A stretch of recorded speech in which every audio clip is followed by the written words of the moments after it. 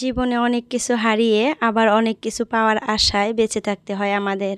একটা কিছু হারানোর পর আমরা মনে করি হয়তো আর বাঁচবো না, কিন্তু আবার ভবিষ্যতে কিছু পাবো এটার আশা বা স্বপ্ন নিয়ে আমরা বেঁচে থাকি। আসসালামু আলাইকুম আমার প্রিয় আপুরা, তোমরা কেমন আছো? আশা করতেছি ভালো আছো। আলহামদুলিল্লাহ, তোমাদের দোয়া এবং আল্লাহর অশেষ রহমতে আমিও সুস্থ এবং ভালো আছি। নাজনীন ব্লগ চ্যানেলে আরও একটা নতুন ভিডিওর সাথে তোমাদের সবাইকে স্বাগত জানাইতেছি। আশা করতেছি আজকের ভিডিওটা তোমাদের কাছে ভালো লাগবে। যদি ভালো লাগে প্লিজ একটা লাইক দিয়ে আমার পুরো ভিডিওটার সাথে থেকো। এই তো প্রত্যেক দিনের মতো সকাল সকাল তোমাদের সাথে নিয়ে ভিডিওটা শুরু করে দিলাম। তো সকালে ঘুম থেকে উঠে বাইরের পরিবেশটা একটু শেয়ার করলাম। তো আজকে বাইরে কিন্তু অনেক সুন্দর একটা পরিবেশ, রোদ উঠে নাই, কি সুন্দর হালকা হালকা হাওয়া বইতেছে আর দেখতে অনেক ভালো লাগতেছে। আর মানে ভালোই লাগতেছে আজকের পরিবেশটা, মানে গরম নাই অতটা, অনেক সুন্দর। তো যাই হোক, দেখো সকালে ঘুম থেকে উঠে আজকে দুপুরের জন্য তেমন কিছুই রান্না করব না। তো সকালের খাবারের জন্য দেখো রুটি করতেছি, আর ওই পাশে কিন্তু আমি আলু ভাজি বসিয়ে দিলাম। তো আলুটা অফ ক্যামেরায় আমি ভুজুরি করে নিছিলাম। তো তারপরে দেখো আলু ভাজিটা বসিয়ে দিলাম, একটু বেশি পরিমাণে আলু ভাজতেছি কারণ ছেলের টিফিনে একটু দিয়ে দিব আর তোমার দাদা ভাই একটু রুটি দিয়ে খাবে। আমি কিন্তু খাবো না আলু ভাজি, আমি একটু ভোল ভাজি আছে ফ্রিজে সেটাই খাবো। আর যদি একটু বেঁচে যায় তাহলে দুপুরে ভাতের সাথে খেয়ে নেবে, ছেলেও খাবে তোমার দাদা ভাই খাবে। তো ওরা আলু ভাজিটা পছন্দ করে আর আমিও পছন্দ করি আলু ভাজিটা, কিন্তু অনেক দিন পর পর একদিন করে করি আমি মাঝে মধ্যে আর কি। আর যে জিনিসটা দেখা যাবে যে মাঝে মধ্যে আর কি করা হয় ওই জিনিসটা কিন্তু খেতে একটু পছন্দ বেশি করি আমরা। আর সব সময় যেটা খাই ওটা কিন্তু মানে খেতে খেতে অভ্যস্ত হয়ে যায়। তো ওইটাই। তো দেখো এক পাশে আমি আলু ভাজি বসিয়ে দিছি আর এক পাশে দেখো রুটিগুলা বেলে নিলাম একটা একটা করে। তো 4টা রুটি বানিয়ে নিছি, একটা ছেলের টিফিনে দিয়ে দিব আর 2টা তোমাদের দাদা ভাই খাবে আর একটা আমি খাবো। তো জানি না তোমাদের দাদা ভাই 2টা রুটি খেতে পারবে না নাই, তো আলু ভাজি দিয়ে হয়তো খেয়ে নেবে। আলু ভাজি দিয়ে রুটি খেতে সে একটু ভালোবাসে। আর অন্য কিছু দিয়ে যদি দেই দেখা যায় যে একটা রুটি খেয়ে আর একটা আধা খাবে আর আধা খাইতেই পারে না, এরকম। রুটিগুলা কিন্তু আমি বানিয়ে রেখে ছেলের টিফিনটা রেডি করে এদিকে দেখো ছেলের জন্য আমি মানে ভাত নিয়ে এসে ভাতগুলো আজকে খাওয়াই দিতেছি, কারণ যে দুপুরের জন্য রান্না বান্না করবো না, তো ভাবলাম যে হাতে আমি খাওয়িয়ে দেই। দুপুরের জন্য রান্না বান্না করলে কিন্তু আমি ছেলেকে খাওয়াইতে পারি না, কারণ ওই যে রান্না করতে করতে সময় চলে যায়, তো ছেলেকে একাই খেতে দেই। তো আজকে যেহেতু ভাবলাম দুপুরে রান্না বান্না নাই, তো একটু আজকে তাড়াতাড়ি করে খাওয়িয়ে দেই। আর ছেলে আমাকে কিন্তু বারবার রিকোয়েস্ট করতেছে, হয়তো তোমরা দেখতে পারছো, তো বলতেছে যে মা আমাকে একটা কপি বানিয়ে দাও। কি বলবো বলো, 9-10টা কপি বানিয়ে দিছি, মানে খাতা স্কুলের, তারপরেও আরও একটা চাইতেছে। তো এত ভারী হয় ব্যাগটা, টিফিন বোতল আরও 9টা কিতাব আরও 9টা কপি নিয়ে 3 তলার উপরে উঠতে কতটা কষ্ট হয় বলো, সেটা আমি বুঝতে পারি, কিন্তু ওই যে বাচ্চা তা মানে সে বুঝতে পারে না, তারও কিন্তু অনেকটা কষ্ট হয়। তো মিস বলছে আরও 3টা মানে কপি বানাইতে হবে হ্যান্ডরাইটিংয়ের, হিন্দি ইংলিশ আরও ম্যাথ না সরি অ্যাসামিস। তো এই 3টা আবার নতুন করে বানাইতে বলছে। তো 2টা বানিয়ে দিছে আর একটা দিই নাই, তো সেটাই বারবার রিকোয়েস্ট করতেছে যে মা আজকে যদি না নিয়ে যায় আমাকে কিন্তু মিস বকা দেবে, তো প্লিজ দাও। তো তারপরে একটা বানিয়ে দিলাম। তো যাই হোক, ছেলেকে ওইদিকে ভাত খাওয়ানো কমপ্লিট করে তারপরে দেখো এই পাশে আমার জন্য আর তোমাদের দাদা ভাইয়ের জন্য রুটিগুলা ভেজে নিলাম আর কি।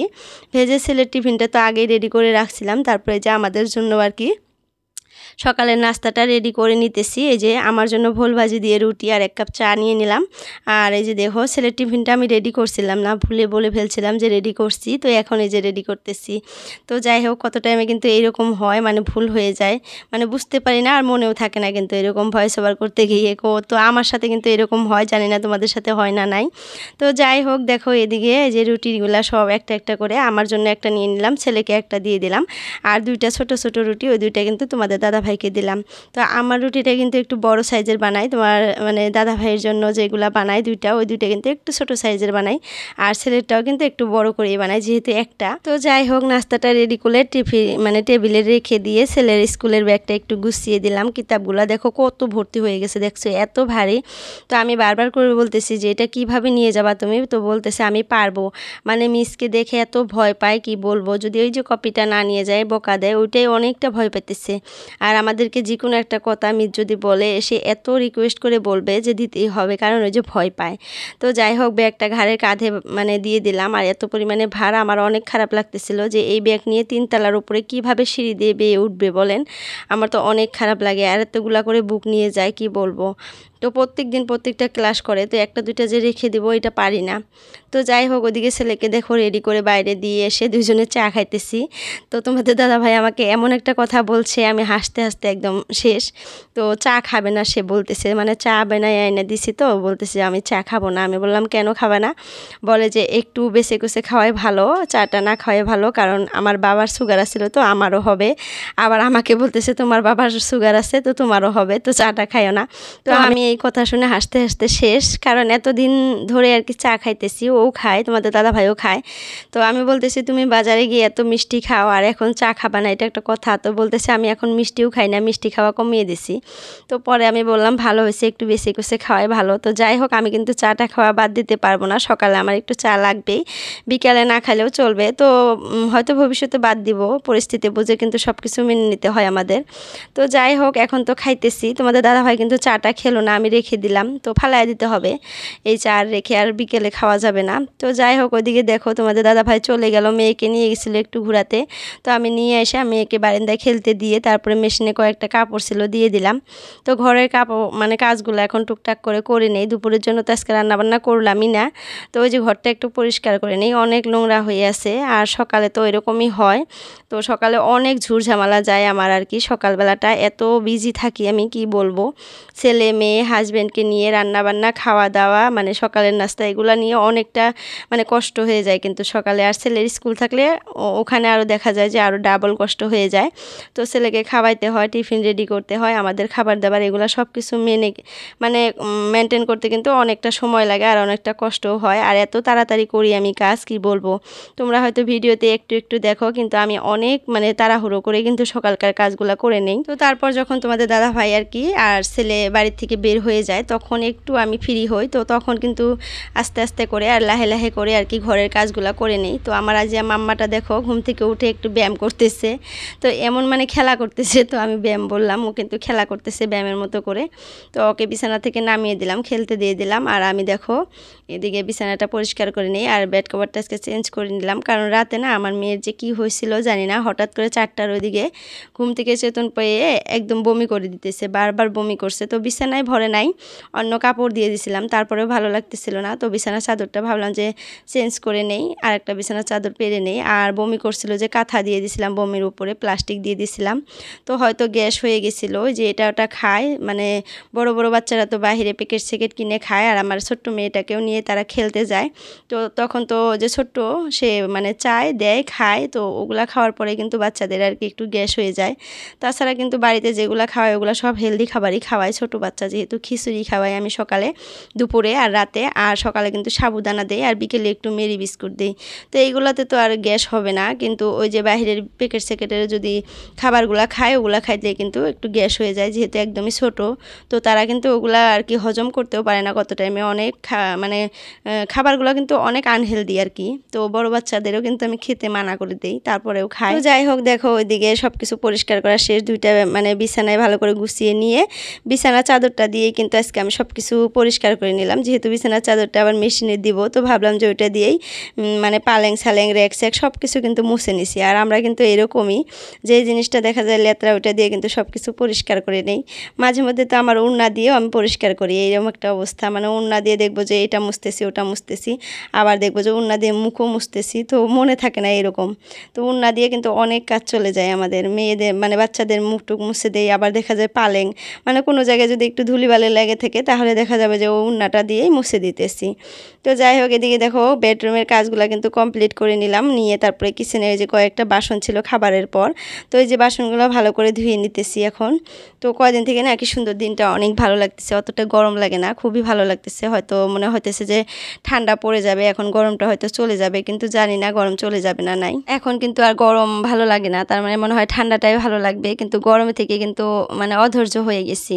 তো যাই হোক, মেশিনে কাপড় দিয়ে ঘরের সব কাজকর্ম করতে করতে দেখি মেশিনের কাপড়গুলো ধোয়া হয়ে গেছে, মেশিন অফ হয়ে গেছে। তো ভাবলাম যে এই ফাঁকে আমি কাপড়গুলো রোদে দিয়ে দিই, রোদ তো নাই, এই যে দেখো দিনটা কত সুন্দর। তারপরেও মেশিনের কাপড় কিন্তু মানে হাওয়া বাতাসে আর কি শুকিয়ে যায়। তো এই যে বারান্দায় আমার সোনামাটা খেলতেছে, আর এদিকে দেখো কাপড়গুলো ফটোগুলো আমি শুকিয়ে দিতেছি। তো আজকে আমি আপুদের কমেন্ট পড়তে পারবো না নাই জানি না, কারণ আমার যেটা মোবাইল আছে আর একটা ওইটাই না চার্জ নাই, তো চার্জে দিয়ে দিছি। তো কী যে হবে মানে পড়তে পারবো না নাই জানি না। তো তোমাদের সাথে না একটা কথা আমি শেয়ার করবো আজকে, যে বাংলাদেশের কিন্তু আমি সব ভিডিও দেখি, আমার ভালো লাগে। আমি যেহেতু ইন্ডিয়ান, তারপরেও কিন্তু বাংলাদেশের সব ভিডিওগুলো আমি দেখি। তো এই যে অপু বিশ্বাস আর শাকিব খানকে নিয়ে যে একটা মানে চলতেছে বর্তমান ফেসবুকে আর ইউটিউবে, আমার কিন্তু দেখে অনেক খারাপ লাগছে, মানে বুবলি আর শাকিব খানের মানে ফটোটা দেখে, তারা যে ইউএসএ গিয়ে যে এত রোমান্টিক ফটোগুলো আপলোড করতেছে, এগুলা দেখে কেমন জানি আমার মনের ভিতরে এতটা খারাপ লাগছে, তোমাদেরকে আর কি বলে বোঝাতে পারবো না।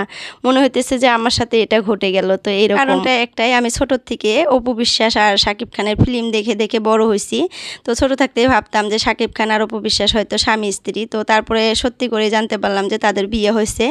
তারপরে আবার শুনতে পারলাম যে তাদের ডিভোর্সও হয়ে গেছে। তো অনেকটা কষ্ট পাইছিলাম। তো তারপরে শুনলাম যে বুবলিকে বিয়ে করছে, আবার বুবলির সাথে ডিভোর্স হয়েছে। আসল কথা বলতে আমি বুবলিকে একদমই ভালোবাসি না। আমার অপু বিশ্বাস আর শাকিব খানকে অনেক ভালো লাগে, কারণ তারা এতগুলা ফিল্ম করছে একসাথে, আর তাদের মানে বিয়াও হয়েছিল। তারপরে দেখা গেল যে বুবলি এসেই তাদেরকে আর কি তাদের সম্পর্কটা ভেঙে দিল। তো একজন আমি বলবো আমরা মেয়ে হয়ে আর কি আমাদের স্বামীর ভাগটা কিন্তু কাউকে দিতে পারবো না। তো সেখানে অপু বিশ্বাস কী করে মানে সহ্য করবে বলেন? আমরা তো মেয়ে মানুষ না, আমরা তো এটা বুঝি। তো অপু বিশ্বাস কিন্তু অনেক কিছু করলো, তাই না? তাকে পাওয়ার জন্য আর কি, শাকিব খানকে পাওয়ার জন্য সব কিছু করলো, এখন পর্যন্ত বিয়াও করলো না। তো তারপরেও শাকিব খান বুঝলো না, অপু বিশ্বাসকে নিয়েই মানে অপু বিশ্বাসকে ছেড়ে দিয়ে বুবলিকে নিয়েই আর কি পথ চলা শুরু করলো হয়তো। ফটোগুলা দেখে কিন্তু এটাই মনে হয়। তো জানি না, হয়তো ভবিষ্যতে তার খোলাসা করবে কেন এগুলা করতেছে। তো যাই হোক, অপু বিশ্বাসের জন্য অনেক খারাপ লাগে, আর অপু বিশ্বাসের জন্য আর কি সবসময় দোয়া করি যে সে ভালো থাকুক আর কি, এগুলা সাইডে রেখে দিক, এগুলা না দেখাই ভালো তার জন্য। তো অনেক বছর হয়ে গেছে তাদের সেপারেশন, তো ছেলের জন্য বেঁচে থাকুক। তো সেটাই বক বক করতে করতে দেখো এখানে কিন্তু একটা গাতা করে নিলাম আমি, আর এটা কালকা বলবো কেন করছি। তো আজকের জন্য এতটুকু ভিডিওটা, বাই বাই।